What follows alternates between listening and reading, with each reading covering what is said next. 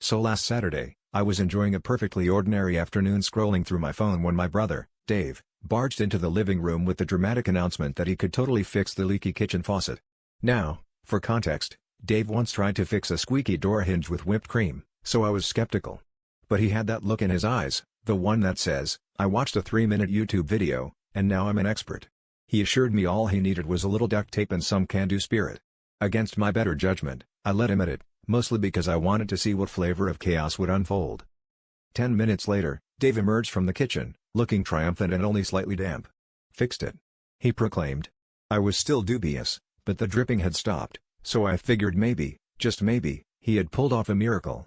That is, until I heard a strange, persistent hissing sound, like an angry snake with a sinus infection. I walked into the kitchen to find water spraying from the faucet, ricocheting off the duct tape in all directions, and pooling at an alarming rate.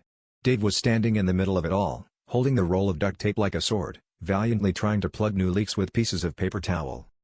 Within an hour, our kitchen floor had become a wading pool, utensils were floating by like tiny metal boats, and my cat was eyeing the sink as a potential lifeboat. My neighbor, Mrs. Jenkins, poked her head in and asked if we were filming a remake of Waterworld. Dave, undeterred, started shouting instructions like a cruise ship captain. "Everyone, grab a spoon. We can bail it out." By this point, the only thing drier than the kitchen was my patience. I considered calling a plumber, but I was afraid he'd just show up with more duct tape. The real kicker came when the local swim team called, asking if we'd consider hosting practice sessions. Turns out, our kitchen is now officially qualified as an Olympic swimming pool. On the bright side, Dave has agreed to stick to fixing things that can't drown us, like the Wi-Fi.